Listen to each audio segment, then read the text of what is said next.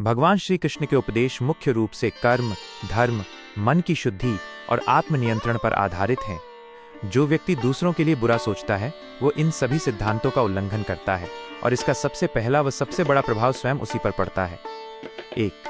मन का पतन और अशांति, डिस्ट्रक्शन ऑफ इनर पीस। सबसे बड़ा शत्रु अपना मन। श्री कृष्ण गीता में कहते हैं कि मनुष्य का मन ही उसका सबसे बड़ा मित्र है और यदि वो अनियंत्रित हो जाए तो सबसे बड़ा शत्रु भी। दूसरों के बारे में बुरा सोचना मन को कुपित करता है। ये उस व्यक्ति के अंदर ईर्ष्या, द्वेष और क्रोध जैसी नकारात्मक भावनाओं को भर देता है। यथार्थ उपदेश। ये मन जो निरंतर दूसरों की बुराई या हानि की योजना बनाता है, शांत और स्थिर नहीं रह सकता। उसकी शांति भंग हो जाती है और वो हमेशा अशांत, बेचैन तथा दुखी रहता है। बुद्धि का विनाश। गीता में श्री कृष्ण क्रोध के दुष्परिणामों की श्रृंखला बताते हैं जो बुरी सोच पर भी लागू होती है।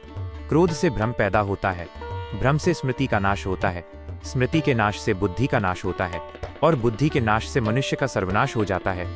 दूसरों के बारे में लगातार बुरा सोचने से व्यक्ति की विवेक शक्ति, सही गलत का निर्णय लेने की क्षमता खत्म हो जाती है, क्योंकि उसका ध्यान केवल दूसरों की बुराई पर केंद्रित रहता है, जिससे उसका पतन निश्चित है।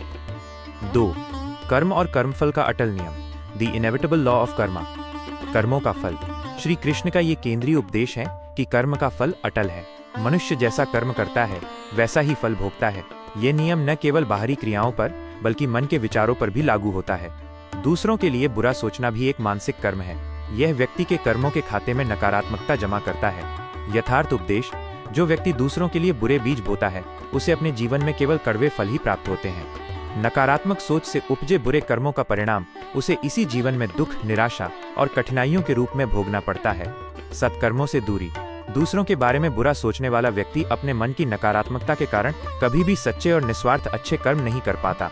उसका सारा ध्यान दूसरों की निंदा या हानि में लगा रहता है, जिससे वो अपने कल्याणकारी मार्ग से भटक जाता है। 3. आत्मसम्मान और चरित्र का ह्रास, loss of self respect and character. नकारात्मकता का जाल। जो व्यक्ति लगातार दूसरों की बुराई करता है या उनके बारे में बुरा सोचता है वो अपने ही चरित्र को कमजोर करता है। वो अनजाने में अपनी ऊर्जा, समय और मानसिक क्षमता को व्यर्थ कर रहा होता है। यथार्थ उपदेश। दूसरों के दोष ढूंढने वाला व्यक्ति कभी आत्म परीक्षण नहीं करता। उसका ध्यान बाहर होने के कारण वो अपने भीतर की कमजोरियों को नहीं देख पाता और स्वयं को सुधारने का अवसर खो देता है। अकेलापन और अविश्वास। भले ही वो व्यक्ति किसी और का बुरा ना कर पाए, लेकिन उसकी ये सोच उसके आसपास के लोगों को महसूस होती है। ऐसे व्यक्ति पर कोई विश्वास नहीं करता। धीरे धीरे वो समाज में अकेला पड़ जाता है। श्री कृष्ण कहते हैं, हमें सबसे ऐसा व्यवहार करना चाहिए कि अगर कोई हमारे बारे में बुरा भी कहे तो कोई उस पर विश्वास न करे। बुरा सोचने वाला व्यक्ति इस विश्वसनीयता को खो देता है। 4. ईश्वर से दूरी, सेपरेशन फ्रॉम द डिवाइन। शुद्ध भक्ति में बाधा। ईश्वर की प्राप्ति या मोक्ष का मार्ग मन की शुद्धि से होकर जाता है। दूसरों के प्रति द्वेष या दुर्भावना रखने वाला मन कभी भी ईश्वर से सच्चा प्रेम और भक्ति नहीं कर सकता। यथार्थ उपदेश। भगवान श्री कृष्ण हर प्राणी में निवास करते हैं। जो व्यक्ति दूसरों का बुरा सोचता है वह वास्तव में उस परम सत्ता का अनादर कर रहा होता है जो सभी में समान रूप से विद्यमान है। उसका यह कर्म उसे भगवान की कृपा और मोक्ष के मार्ग से दूर ले जाता है। समत्व भाव का अभाव। गीता का मुख्य सार समत्व है। सुख दुख, लाभ हानि, मान अपमान और सभी प्राणियों में समानता का भाव रखना। दूसरों के लिए बुरा सोचने वाला व्यक्ति समत्व के सिद्धांत से पूरी तरह विपरीत खड़ा होता है। 5. शारीरिक और मानसिक कष्ट, स्वास्थ्य पर प्रभाव।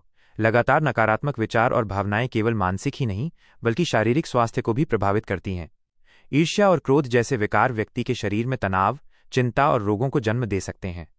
मन की शांति से बढ़कर कोई संपत्ति नहीं है और बुरा सोचने वाला व्यक्ति इस सबसे बड़ी संपत्ति को खो देता है। निष्कर्ष, उपदेश का सार। श्री कृष्ण के उपदेश के अनुसार दूसरों के बारे में बुरा सोचने वाले का हाल ये होता है कि वह स्वयं अपने लिए दुख, अशांति, विवेक का ह्रास और अंततः पतन का मार्ग चुनता है।